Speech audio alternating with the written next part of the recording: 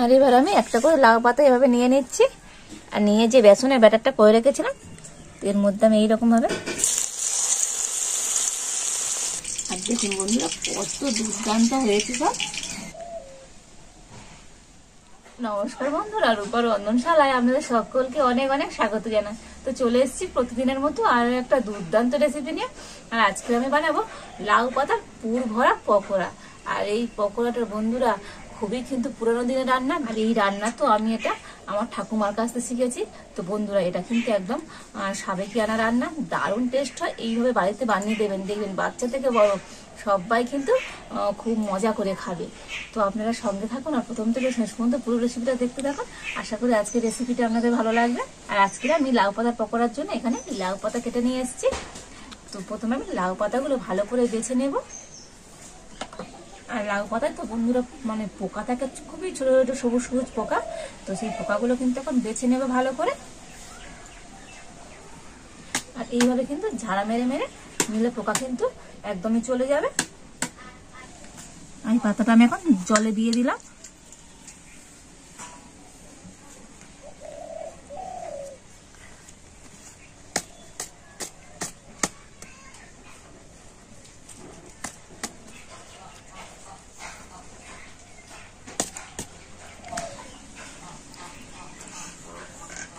লাউ পাতা দিয়ে তো বন্ধুরা অনেক রকমের কিন্তু রেসিপি হয়। লাউ পাতা বাটাও কিন্তু দুর্দান্ত লাগে। আর এবার আমি লাউ পাতাগুলো জল থেকে ভালো করে ধুয়ে ধুয়ে তুলে নেব।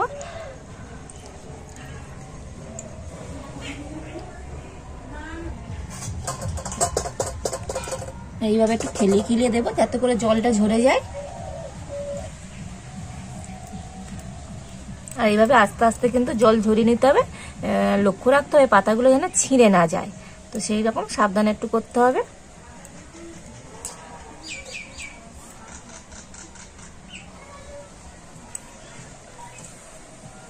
আর পাতাগুলো ততক্ষণ জল ঝরুক। আর এদিকে আমি কিছু মশলা বেটে নেব। এখানে নিয়েছি আমি 2 চামচ পোস্ত, নিয়েছি 2 চামচ সর্ষে। আর যেহেতু সর্ষে আছে সেই কারণে আমি একটু লবণ দিয়ে দিলাম।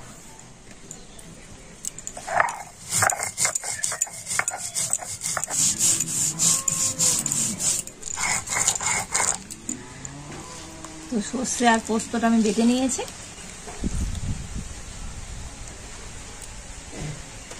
আর এবার আমি একটা ব্যাটার তৈরি করে নেব। তো তার জন্য এখানে আমি নিয়েছি 1 বাটি বেসন,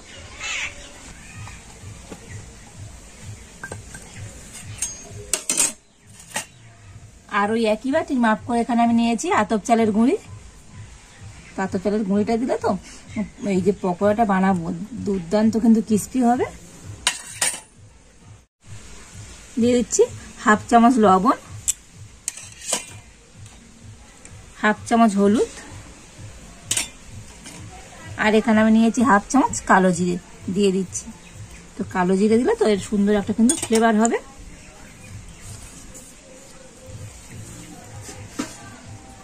আর এবার আমি জল দিয়ে ব্যাটারটা গুলে নেব।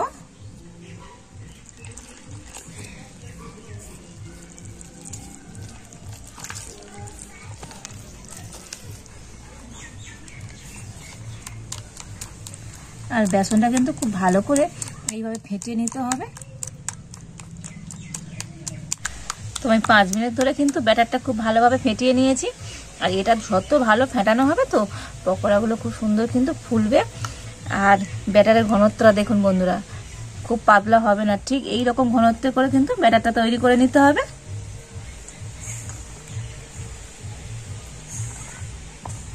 আর লাউ পাতা পুরের জন্য আমি এখানে নিয়েছি চিংড়ি মাছ। এই চিংড়ি মাছগুলো কিন্তু আমি আগে থেকে ভালো করে ধুয়ে আর বেছে রেখে দিয়েছিলাম। আর লাউ পাতার পকোড়ার জন্য তো বন্ধুরা এরকম কিন্তু একটু কুচো কুচো চিংড়ি মাছ নেবেন, এতে করে কিন্তু খুব ভালো হবে পকোড়াটা। তো এখন আমি চিংড়ি মাছের মধ্যে দিয়ে দিচ্ছি পরিমাণ মতো লবণ, দিয়ে দিচ্ছি 1/2 চামচ হলুদ গুঁড়ো,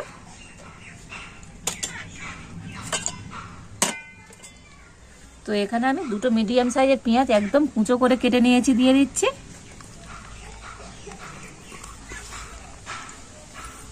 আর 2টো এরকম কাঁচা লঙ্কা আমি কুচিয়ে নিয়েছি, তো দিয়ে দিচ্ছি।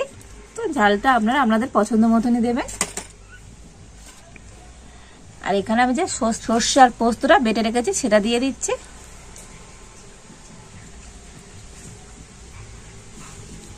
আর দিয়ে দিচ্ছি সর্ষের তেল। তো এখানে আমি 1 টেবিল চামচের মতো সর্ষের তেল দিয়ে দিলাম। আর নিয়েছি ধনেপাতা কুচি।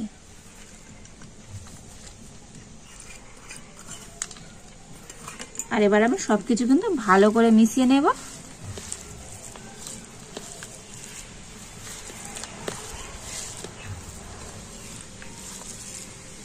তো দেখুন সমস্ত কিছু দিয়ে তো চিংড়ি মাছটা কিন্তু খুব ভালো করে আমি মেখে নিয়েছি। আর এবার আমি একটা করে লাউ পাতা নিয়ে নেব। আর এই পাতা এরকম সহজ দিকে আমি নিয়ে নিয়েছি। আর এবার যে চিংড়ি মাছটা আমি মেখে রেখেছিলাম, তো এর থেকে কিছুটা নিয়ে নিচ্ছি। নিয়ে এই পাতার কিন্তু এরকম মাছ বরাবর করে আমি দিয়ে দিলাম। তো দেখুন চিংড়ি মাছের পুরটা আমি এইভাবে দিয়ে দিয়েছি। আর এবার আমি পাতাটাকে মুড়ে নেব।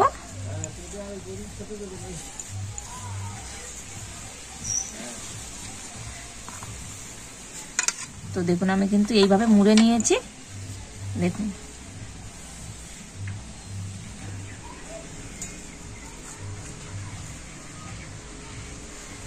তো আরো একটা পাতা আমি একইভাবে মুড়ে নেব।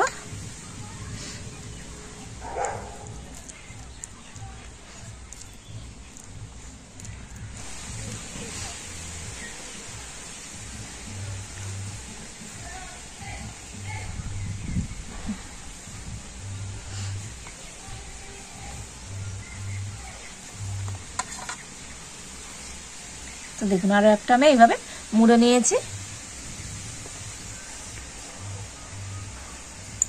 এইভাবে সমস্ত লাউ পাতার ভিতরে আমি পুর ভরে মুড়ে নেব। আর এই সমস্ত লাউ পাতাগুলো পুর ভরে আমি মুড়ে নিয়েছি। আর এবার আমি এখন উনুনটা জ্বেলে দেব।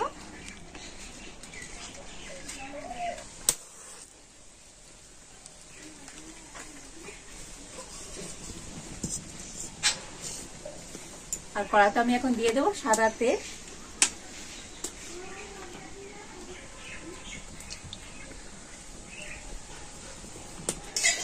তেল গরম হয়ে গিয়েছে। আর এখন আমি পকোড়াগুলো ভেজে নেব। আর এবার আমি একটা করে লাউ পাতা এভাবে নিয়ে নিচ্ছি। আর নিয়ে যে বেসনের ব্যাটারটা করে রেখেছিলাম এর মধ্যে আমি এইরকম ভাবে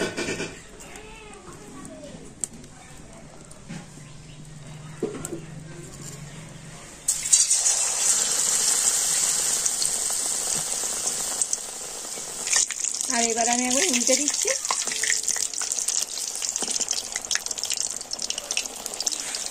তো দেখুন উল্টে পাল্টে তো এই লাউ পাতার পকোড়াটা কিন্তু আমি খুব ভালো করে ভেজে নিয়েছি।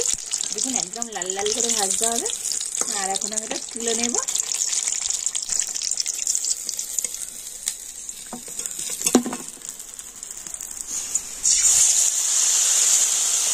আর বন্ধুরা একটা জিনিস খেয়াল করবে, যে যেটা মুড়েছে তো সেটা কিন্তু এইভাবে পিছনে থাকবে, এইভাবে কিন্তু কড়াতে দিতে হবে।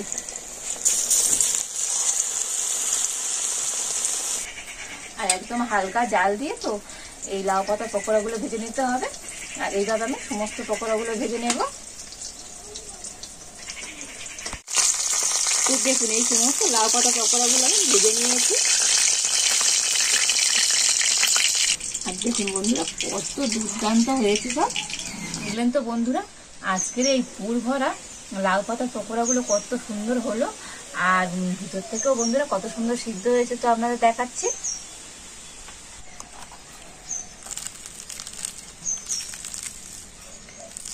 তো দেখুন চিংড়ি মাছগুলো কিন্তু খুব ভালোভাবে সিদ্ধ হয়েছে। দেখুন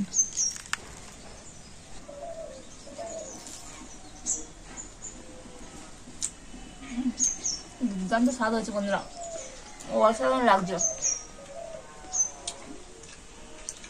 তো এগুলো আপনারা শুধু পকোড়ার সাথে খেতে পারেন, কিংবা গরম ভাতের সাথে ডাল আর এই পকোড়া, ও বন্ধুরা দুর্দান্ত হবে। আর আপনারা বাড়িতে একবার বানাবেন, আর কেমন হয়েছে তো আমাকে একবার কমেন্ট করে জানাবেন। আর যদি আজকে আমার রেসিপিটা আপনাদের ভালো লেগে থাকে লাইক করে দেবেন আর সবার সাথে প্রচুর প্রচুর করে শেয়ার করুন। আমার চ্যানেলে নতুন বন্ধু হয়ে থাকলে চ্যানেলটা সাবস্ক্রাইব করে পাশে থাকবেন। তাই এই পর্যন্ত, আপনারা ভালো থাকুন, সুস্থ থাকুন, দেখা হচ্ছে নতুন কোনো একটা রেসিপি নিয়ে।